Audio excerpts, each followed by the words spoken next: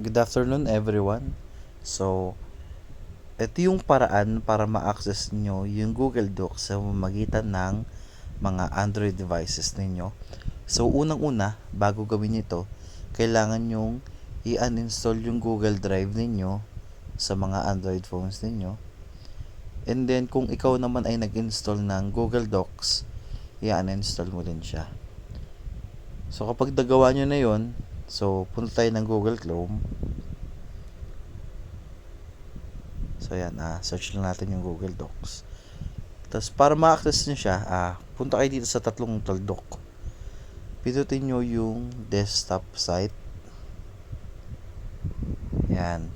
Tapos, click nyo na yung Google Docs dito sa may taas. Ayan. So, palitan lang natin yung account natin sa may upper right. So, gamitin natin yung PCU mail natin. Okay. So, close lang natin yung una. So, yan. Hanapin natin yung untitled document.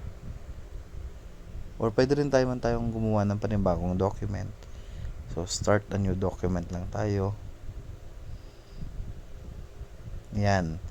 So, ngayon, nasa interface na kayo ngayon ng Google Docs. So, palitan natin yung document na sample 2. Ayan. Kasi may type naman, Dear Ma'am, Sir.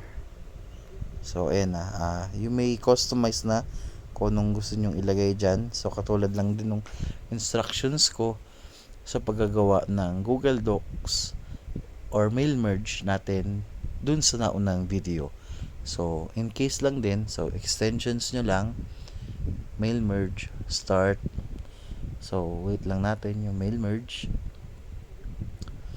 Gaya nga ng sabi ko, depende yung inyong internet speed kung gaano kabilis mag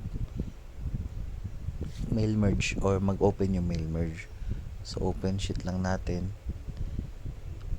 So, ayan. So, since sa case ko kasi hindi siya gagana kasi parang may mali ata sa account ko. Pero, once na nagawa nyo to, sundin nyo na lang yung steps na naka-post din dun sa dito sa Google Classroom ninyo. So, same lang din naman siya ng gagawin. Ang mahalaga lang ay ma-access nyo yung Google Docs ninyo sa inyong mga Android devices.